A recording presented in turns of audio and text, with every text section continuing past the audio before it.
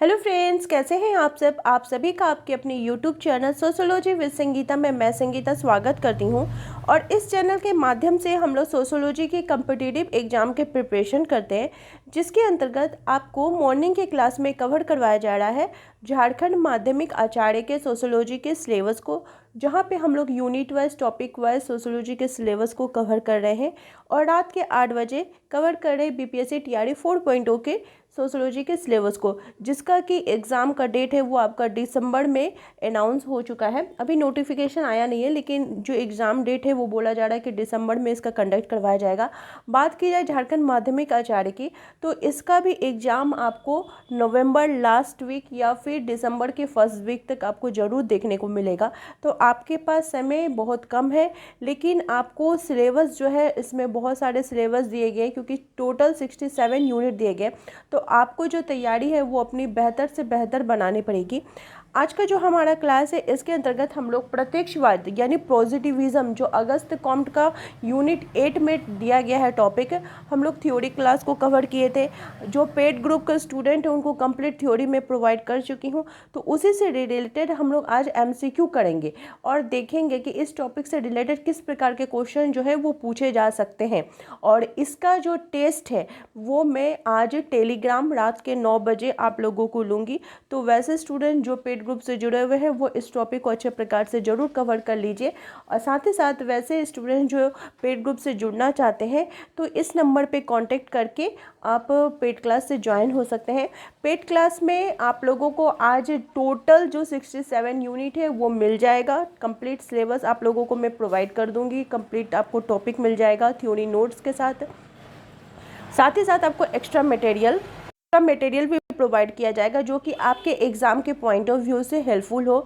आप लोगों को मैं 200 प्लस के जैसा सोशियोलॉजी का कीवर्ड दी हूँ।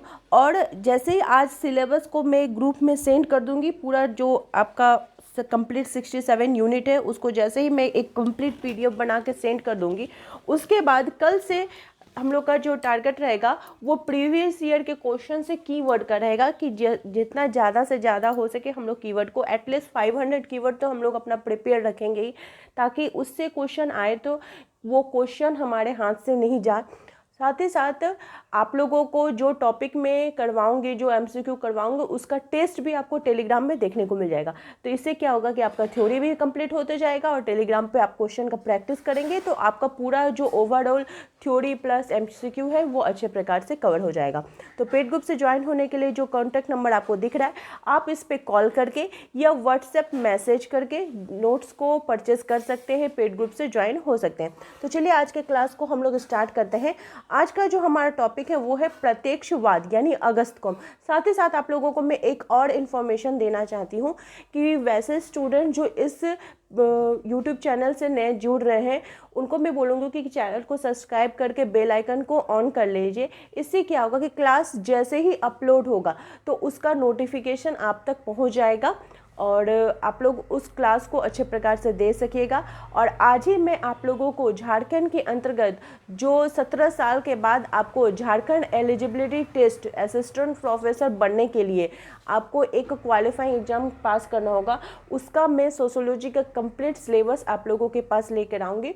तो उसको भी आप लोग ज़रूर अच्छे प्रकार से देखिए, क्योंकि अगर जो भी स्टूडेंट पीजीटी किए हुए हैं उनके लिए भी अच्छी बात है कि आप अपना और आगे बढ़ सकते हैं। क्योंकि देखिए जो मनुष्य होता है उसका हमेशा सोच रहा था कि वो कैसे दिन के दिन आगे बढ़े।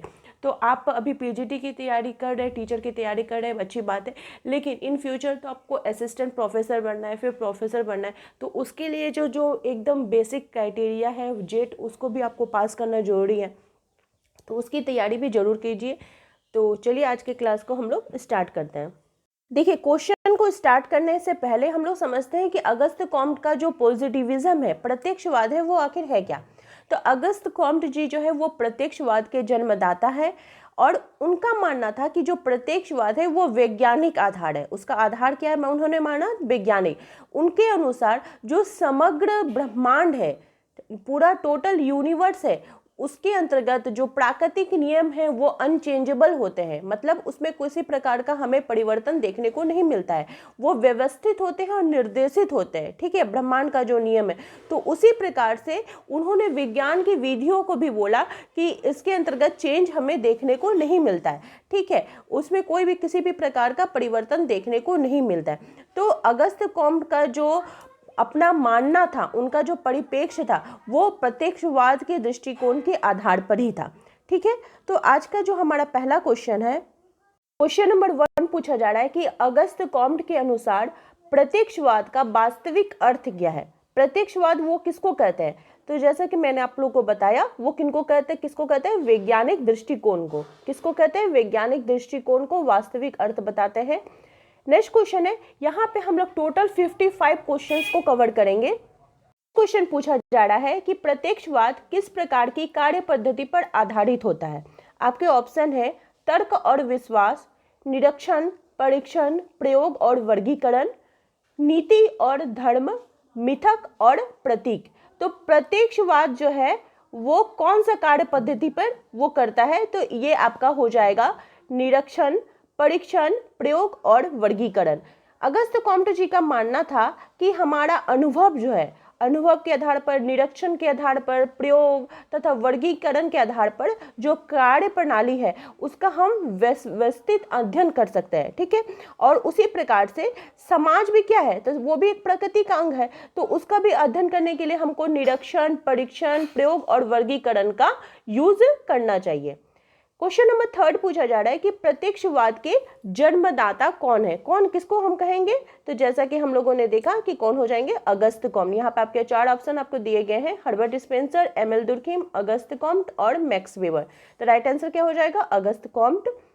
नेक्स्ट क्वेश्चन है कि प्रत्यक्षवाद के अनुसार समाज का अध्ययन कैसे किया जा सकता है। जो प्रत्यक्षवादी है वो क्या बोलते हैं कि हम जब समाज का अध्ययन करेंगे तो किस आधार पर करेंगे? केवल धर्म के द्वारा, केवल तात्विक चिंतन के द्वारा, वैज्ञानिक विधियों से, या कविता और साहित्य से? तो देखिए, ये केवल जो वर्ड है ये एक प्रकार का नेगेटिव वर्ड है, तो ये क्वेश्चन में अधिकतर में ये नहीं ही होता है। ठीक है, तो यहाँ पे आपको अध्ययन पूछा जा रहा है समाज का, तो इसका राइट आंसर हो जाएगा वैज्ञानिक विधियों के द्वारा।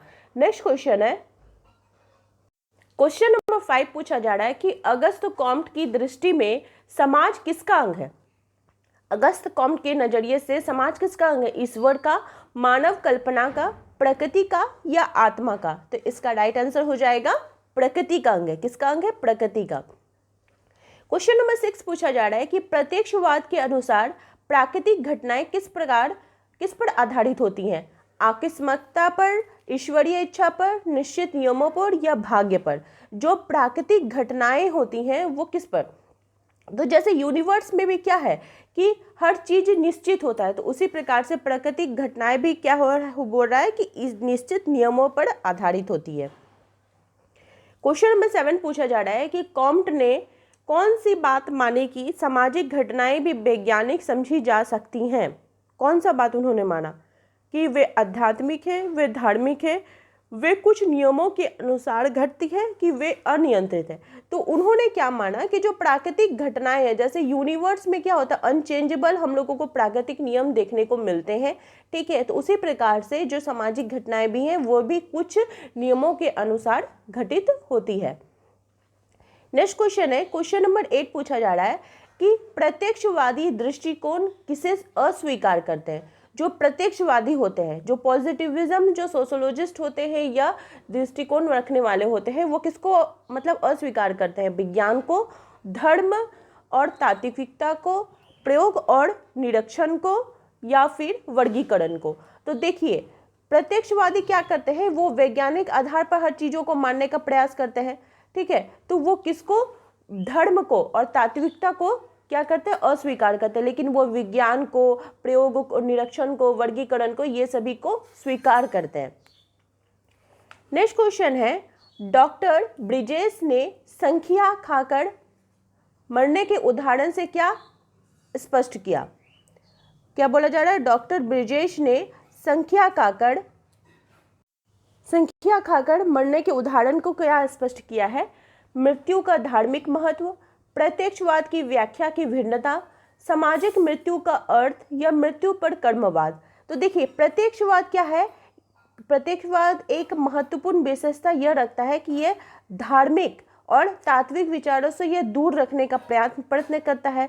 वो मेनली किसको बोलता है कि वो ईश्वरीय महिमा का आधार को नहीं मानते, बल्कि निरीक्षण, परीक्षण, प्रयोग और वर्गीकरण को व्यवस्थित कार्य प्रणाली के आधार पर वो सामाजिक घटनाओं का व्याख्या करते हैं।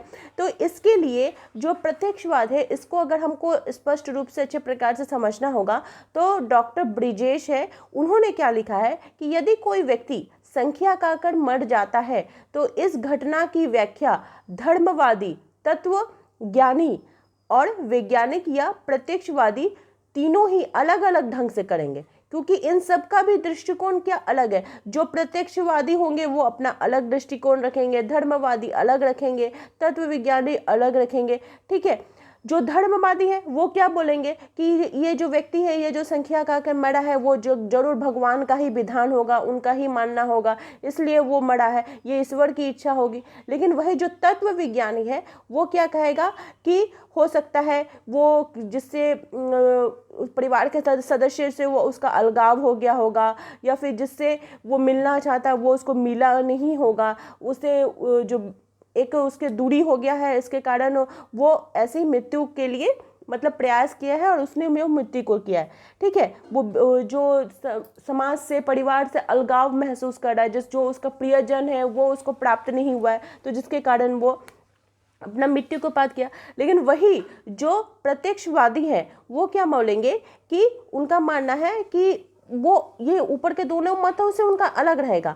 हाँ, वो बोलेंगे कि वो जो व्यक्ति है वो स्वयं जाकर वास्तविक निरीक्षण और परीक्षण करता, ठीक है, संख्या के तत्वों का विश्लेषित करता और उसके आधार पर वो बोलेगा कि क्यों मरा, ठीक है। अब मान लीजिए आप प्रत्यक्षवादी उस व्यक्ति का अध्ययन कीजिएगा, तब भगवान का आधार आप अपने परिवारजनों से वो अलग हो जाए, इसके आधार पर तो नहीं करेंगे। तो प्रत्यक्षवादी होने के लिए आपको क्या करेगा कि आप उस व्यक्ति के घर जाइएगा, घर जाके आप देखिएगा कि किस कारण से मरे, क्या कारण था, आप खुद निरीक्षण करिएगा, खुद परीक्षण कीजिएगा, उसके बाद जो आंसर आएगा आप वो निकलेगा।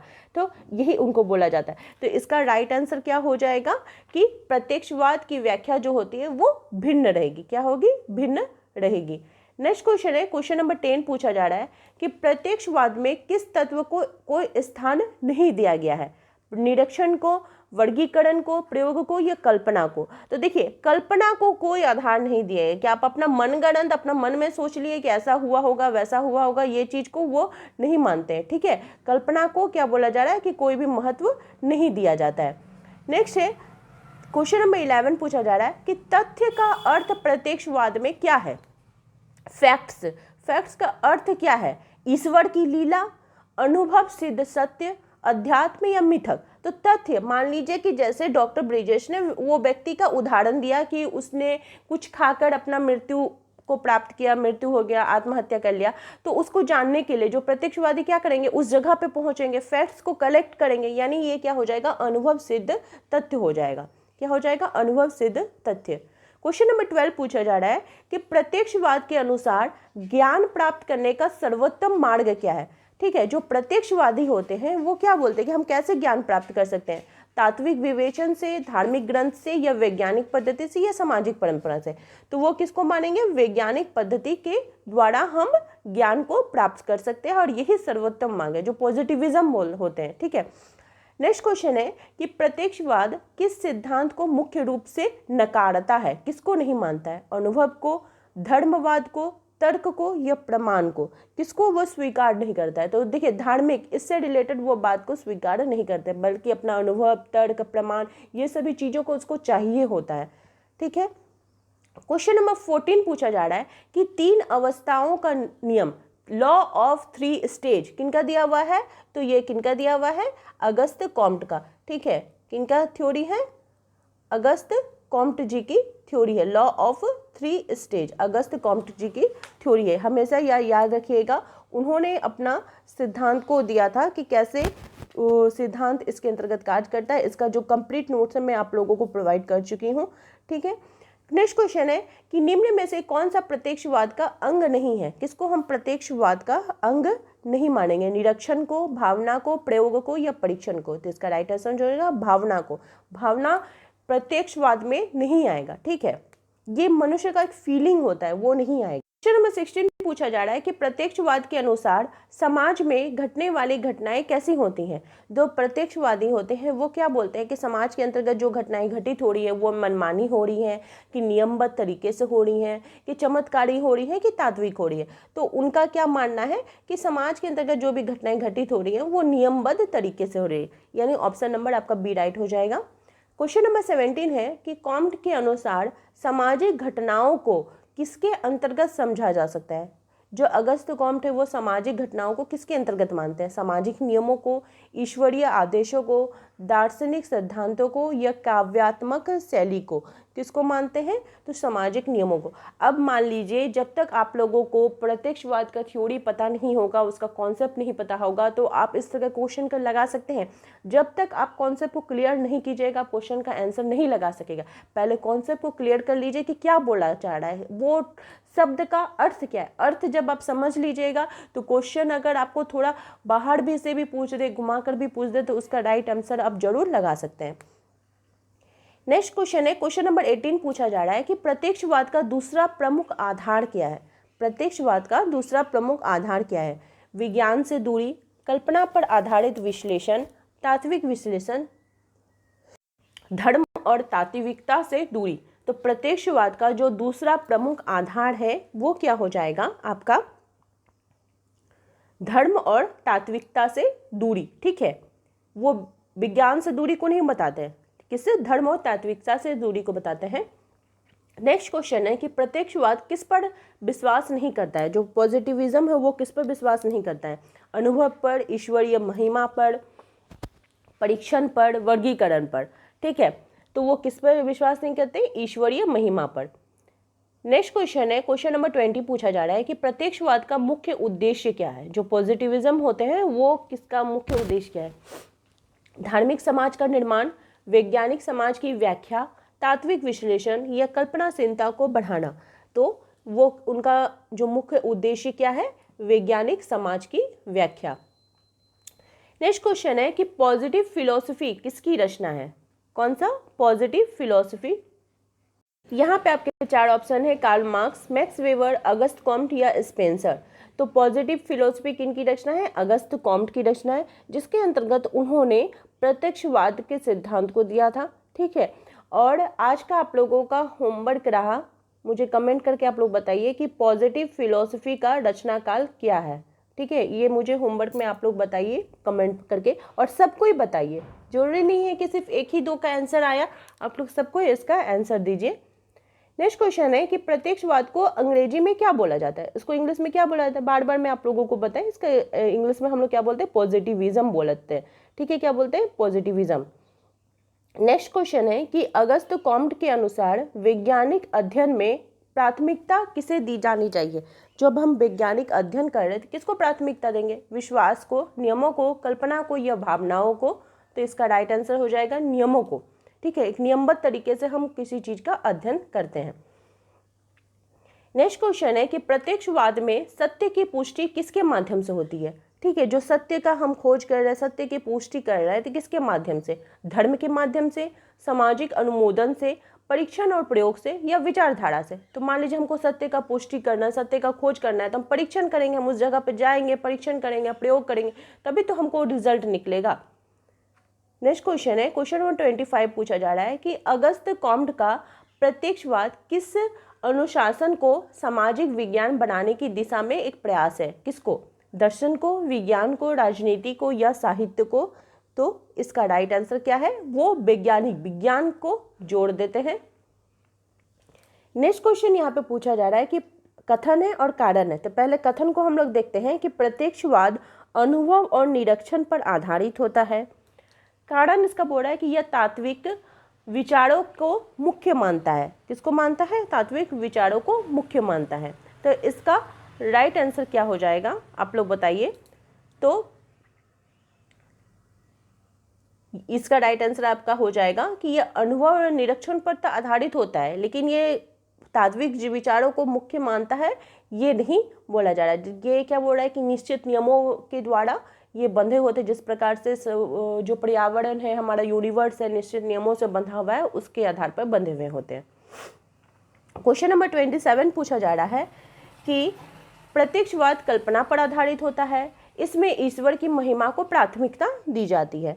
तो इसका राइट आंसर क्या हो जाएगा? तो ये दोनों ही गलत हो जाएगा। ठीक है, ये दोनों ही गलत है। इस प्रत्यक्षवाद कल्पना पर नहीं होता है और ना ही ईश्वर की महिमा को मानता है, ये वैज्ञानिक तौर तरीके आधार को मानता है। और आपको एग्जाम में इस प्रकार से कथन और कारण देखने को मिलेंगे, तो आपको अच्छे प्रकार से इसको समझना होगा, उसके बाद इसका आंसर लगाना होगा। नेक्स्ट है कि प्रत्यक्षवाद समाज को प्रकृति का अंग मानते हैं, क्योंकि सामाजिक घटनाएं भी नियमबद्ध तरीके से घटित होती हैं। तो इसका राइट आंसर क्या हो जाएगा? आपका ए हो जाएगा कि हाँ, प्रत्यक्षवाद जो है वो समाज को प्रकृति का अंग मानते हैं। जिस प्रकार से प्रकृति अपने निश्चित नियमों से बंधी होती है, उस प्रकार से सामाजिक घटनाएं भी निश्चित नियमों से बंधी होती हैं। ऐसा किनका मानना है? तो प्रत्यक्षवादियों का मानना है। क्वेश्चन नंबर 29 पूछा जा रहा है कि यहाँ पे आपको कथन दिया गया है कि अगस्त कॉम्ट का प्रत्यक्षवाद धार्मिक व्याख्याओं को स्वीकार करता है। धार्मिक दृष्टिकोण वैज्ञानिक पद्धति का आधारित नहीं होता है, इसमें से कौन सा हो जाएगा? तो देखिए, वो धार्मिक व्याख्याओं को नहीं प्रत्यक्षवादी मानते, वो तो विज्ञान को मानते हैं, तो ये दोनों ही गलत हो जाएगा। नेक्स्ट क्वेश्चन नंबर 30 बोल रहा है कि प्रत्यक्षवाद में परीक्षण और प्रयोग को महत्व दिया गया है, कारण यह वैज्ञानिक विधियों के प्रति समर्पित है। ठीक है, तो इसका राइट आंसर क्या हो जाएगा? आपका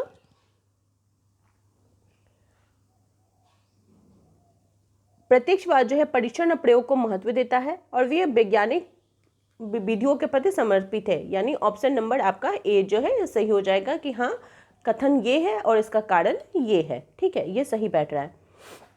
नेक्स्ट है, प्रत्यक्षवाद के अनुसार किसी तथ्य का अध्ययन किस आधार पर किया जाता है? जो प्रत्यक्षवादी होते हैं, मान लीजिए कोई भी तथ्य का अध्ययन करें, किस आधार पर? भावना के आधार पर, अनुमान के आधार पर, वैज्ञानिक निरीक्षण के आधार पर या तात्विक विवेचन के आधार पर?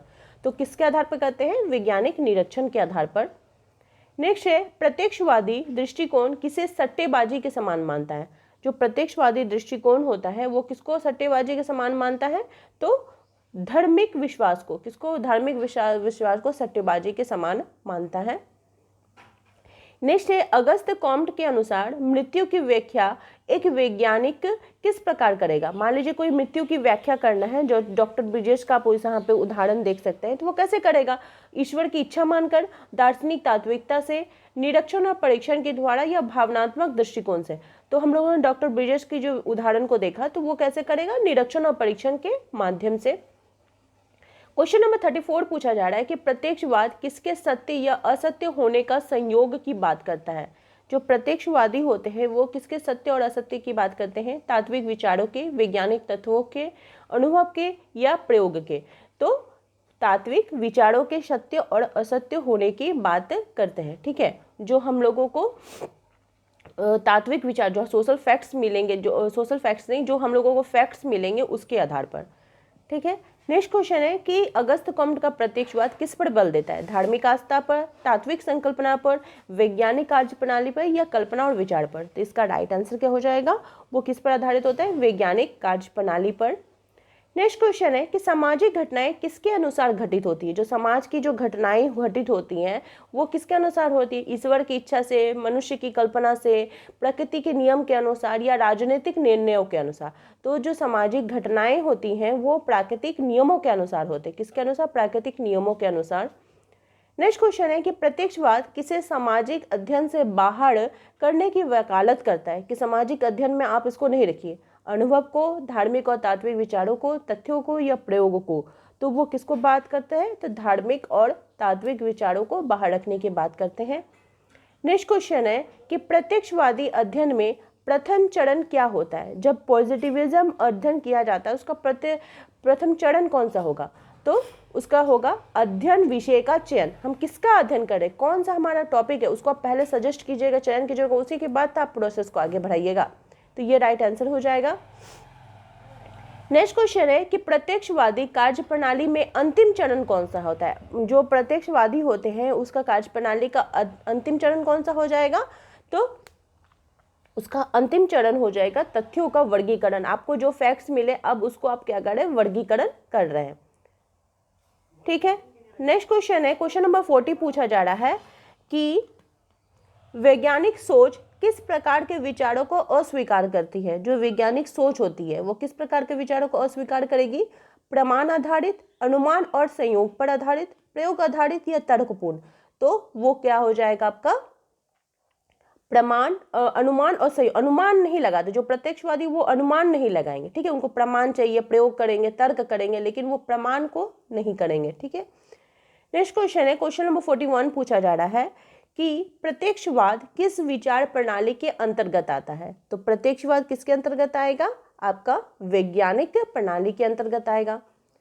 नेक्स्ट है कि सामाजिक जीवन में परिवर्तन किसके समान माना गया है। जो सामाजिक जीवन में परिवर्तन हो रहा है वो सामाजिक दबाव के कारण, सामाजिक दबाव के समान, प्राकृतिक घटनाओं के समान, धार्मिक या राजनीतिक। तो हम लोगों ने क्या पढ़ा शुरू में ही कि प्राकृतिक घटनाओं के आधार पर। क्वेश्चन नंबर 43 पूछा जा रहा है कि प्रत्यक्षवादी दृष्टिकोण में प्रयोग का स्थान कहाँ पे होता है, अनावश्यक, सहायक, अनिश्चित या केंद्रीय। तो जो प्रयोग हमको करना है तो वो केंद्रीय होगा। क्या हो जाए, केंद्रीय, सेंटर में हम जैसे वो व्यक्ति डॉक्टर ब्रिजेश ने जो अध्ययन किया व्यक्ति का, तो उनको सेंटर में रख के ना किया, तो उसके आधार पर हम इसको समझ सकते हैं। क्वेश्चन नंबर 44 पूछा जा रहा है कि अगस्त कॉम्ट के अनुसार सामाजिक घटनाएं कैसे होती हैं। तो समाज के अंतर्गत घटनाएं जो होती हैं वो नियमबद्ध तरीके से होती है। जिस प्रकार से प्रकृति नियमबद्ध तरीके से होता है उसी प्रकार से सामाजिक घटनाएं भी नियमबद्ध तरीके से होती हैं। नेक्स्ट क्वेश्चन है कि प्रत्यक्षवाद के अनुसार वैज्ञानिक निष्कर्ष किसे कैसे होते हैं। जो वैज्ञानिक निष्कर्ष निकलते हैं वो कैसे होंगे, संयोग आधारित, काल्पनिक, विश्वसनीय या अस्थायी। तो मान लीजिए आप कोई भी वैज्ञानिक कार्य कर रहे हैं, उसका जो रिजल्ट निकलेगा तो वो तो सही निकलेगा ना, विश्वसनीय, आप उस पर विश्वास कर सकते हैं। क्यों विश्वास कर सकते हैं कि आप मान लीजिए किसी चीज का खोज किए, कोई आंसर आपको निकला, फिर दूसरा व्यक्ति बोला नहीं हमको इसको नहीं मानना है, हम फिर से खोज करेंगे, तो उसको भी अगर वही आंसर मिलेगा, ठीक है, तो फिर दोनों की ही विश्वसनीयता समान होगी, तो विश्वसनीय हो जाएगा ये।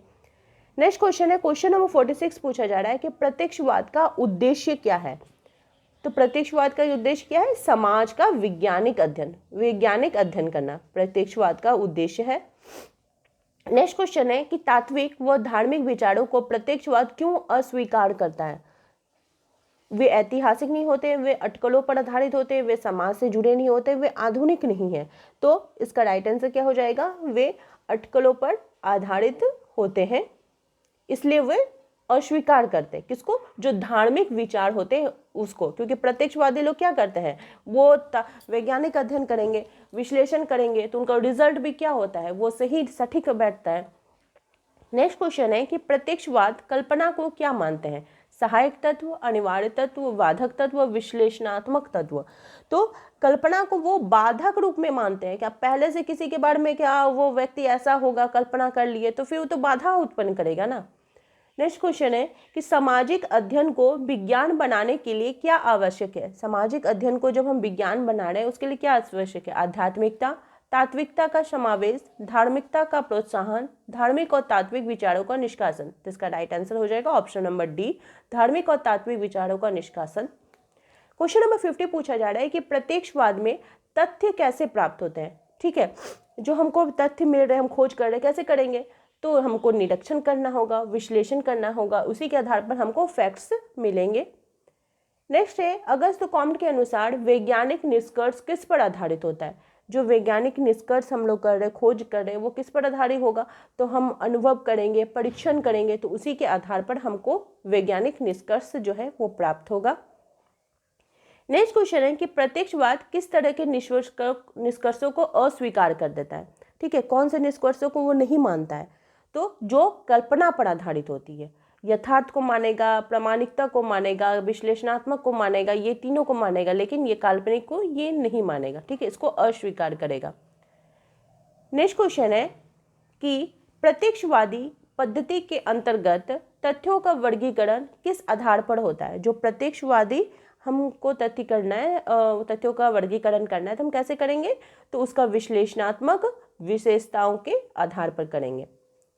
नेक्स्ट क्वेश्चन है कि अगस्त्य कॉम्ट के अनुसार वैज्ञानिक सोच किन पर निर्भर नहीं करती है। जो वैज्ञानिक सोच होती है वो किस पर निर्भर नहीं करती है, तो अनुमान और संयोग पर यह निर्भर नहीं होती है, बल्कि वो परीक्षण करेगा, प्रयोग करेगा, वर्गीकरण करेगा, लेकिन अनुमान और संयोग नहीं करेगा। और आज का लास्ट क्वेश्चन है कि प्रत्यक्षवाद के अनुसार ईश्वर की महिमा का मूल्यांकन कैसे किया जा सकता है। तो ईश्वर की महिमा का मूल्यांकन हम कैसे करेंगे, तो विज्ञान, मान लीजिए ईश्वर की हमको महिमा के संदर्भ में जानना है, तो किसके आधार पर, तो वैज्ञानिक रूप में, सत्य के रूप में या सामाजिक तत्व। तो ईश्वर को हम वैज्ञानिक रूप में खोज सकते हैं, नहीं कर सकते। तो हम मेनली हम क्या करेंगे, एक अनुमान ही लगा सकते हैं कि ओ माँ दुर्गा का रूप कैसे होगा, ठीक है, माँ सरस्वती का रूप कैसा होगा, तो अनुमान के आधार पर ही करेंगे। तो आई होप आप लोगों को आज का क्लास हेल्पफुल लगा होगा। इसी प्रकार से आप लोग चैनल के साथ बने रहिए। आप सभी का मेरे चैनल में बने रहने के लिए बहुत बहुत धन्यवाद।